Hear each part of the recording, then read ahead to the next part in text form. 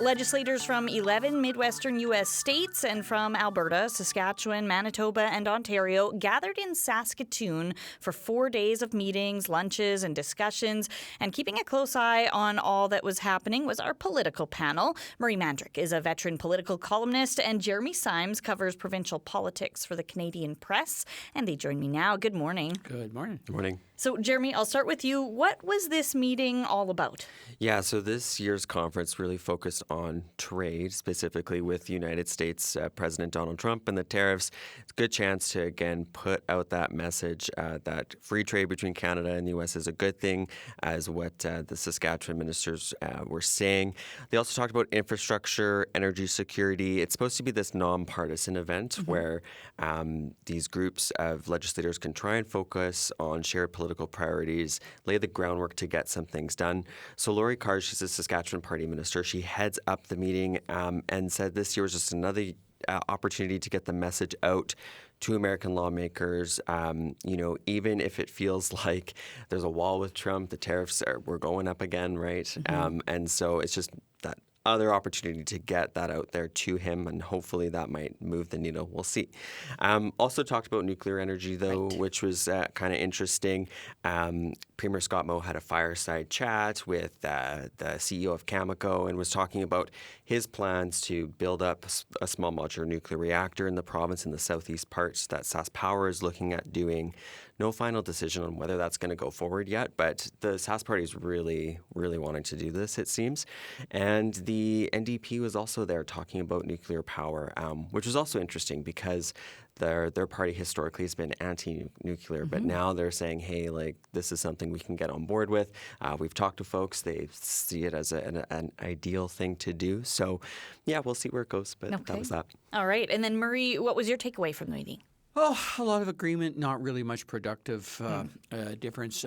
That doesn't necessarily make it a bad thing because we saw what happens with trade negotiations yesterday, and it's actually kind of reassuring to see that at the Senate level in the U.S., a lot of Democrats that were sort of involved in this process, I'm thinking, but there is a different take than the take we're seeing from the U.S. White House and Donald Trump, and that's interesting itself. That issue in itself is getting to be incredibly interesting because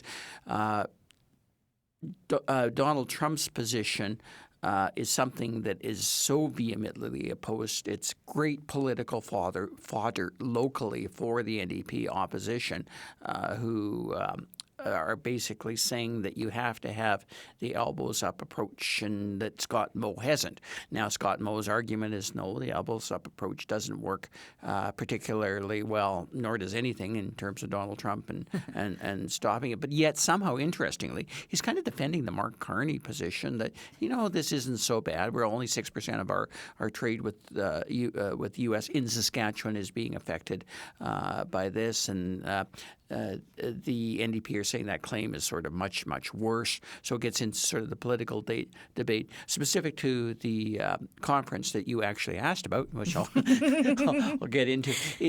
As I say, I think these things are good to have because you need to build up those local contexts. Now, our problem is with a national government that doesn't pay any attention to its local governors, local senators, that has an agenda all on its own and that seems to be thinking that it's guiding the U.S. in a different way. Although, once again, we're seeing the talk of Donald Trump where he doesn't basically go as far as his rhetoric suggests, because his rhetoric would be exceedingly costly to us. Sounds good to the U.S.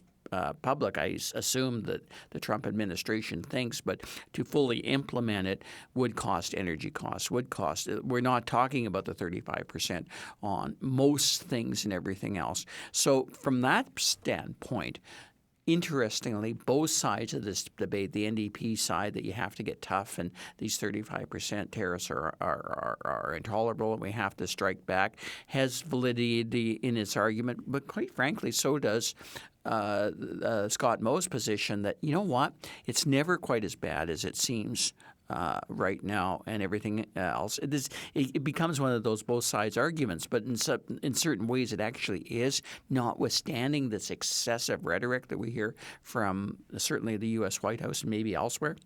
Yeah, and is this group influential at all on the president? I don't think so. No, but no one is. You know, what's influential on the president right now is whether the Epstein files come out or not, and we have all these things happening as a net result of his internal political dilemmas that seem to keep cropping up in one way or the other. So he needs all these distractions on the go. So I'm sure Donald Trump isn't even aware of this conference or cares little about it. But that said, that doesn't necessarily mean that there isn't a hole under the whole larger discourse conversations going on about how we need to keep our trade relations with U.S. states and everything else going. And the nuclear issue is completely fascinating in the sense that there is sort of something going on there. It's quite, as Jeremy pointed out, it's quite fascinating that we actually have a situation where the NDP are now somewhat supportive of it, and the government, we don't really kind of know what the position of the government is, because now they're also promoting the extending clean coal down in Estevan when there's far better alternatives. That hasn't been Sask Power's position, and I don't see any accountability from Jeremy Harrison as to why there seems to be a position being discussed that's separate from what Sask Power seemed to be talking about, or what the government was talking about in the past in terms of extending natural gas in terms of promotion of electrical generation as the bridge to whatever. This could be a very, very costly exercise that we're seeing now that in 5-10 years, 20 years from now could prove to be a total disaster. But sadly, with governments, they live on 4-year cycles. Yeah, absolutely. All right. And then just turning the page a little bit, Jeremy, tell me what happened this week when the government announced its appointments to the boards of Crown corporations? Yeah, for sure. So big Crown corporation appointments this week for the major ones like Sask Power, Sask Energy, SaskTel, that sort of thing. What happened was, and this normally happens, but we saw a lot of friendly Saskatchewan Party folks get appointed to these boards. You know, I think of John Gormley, the former CJME host. I think he's on Sask Power, some other big donors as well. And so the concern is when you have these from the NDP, the concern is that these past appointees have promoted this idea of selling the Crown corporations in the past as a revenue generator. And so it's again the NDP kind of pointing out that fact and making people kind of thinking about this as a political wedge issue. You know, not a lot of folks in Saskatchewan want to see their crowns go. I think we've seen that in the past with the Bradwell government repealing that legislation. So yeah, that is what happened. Now the Sask Party came back against the NDP on this and said, hey, these are just like people. And even though they're friendly to us, you are disparaging good, hardworking people in this province who are making contributions. So that is where this one goes. It is something we do see with political parties, though. They do usually appoint their friends to boards. It's just how it is. Right. And Murray, do you think it's unusual this time?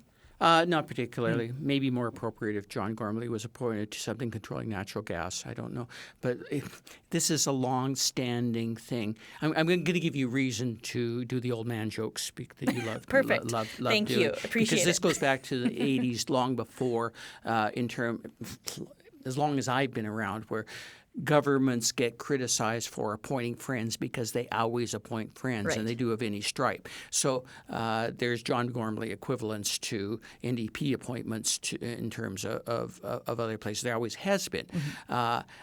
What's interesting about this is obviously the overall agenda, which is interestingly not even sort of being debated, but the NDP still love to bring it up about how all these people have an agenda related to privatizing Crown corporations. Now, that used to be a big issue back when I was young and handsome. And, so weeks ago. Yeah, in a Neverland, it never happened. But in that particular debate, while it resonates with a certain sector, I think the one thing the Sask Party has successfully proven to doing is it's not interested in large-scale privatization of Sask Power, Sask Energy, SaskTel, or even SGI, because the political consequences of doing so are just not worth the trouble for this particular government. Plus, if they didn't have these things, who'd they appoint their friends to on Crown boards? So it's such an effective tool for government once it's in government. Plus, they've they've long ago learned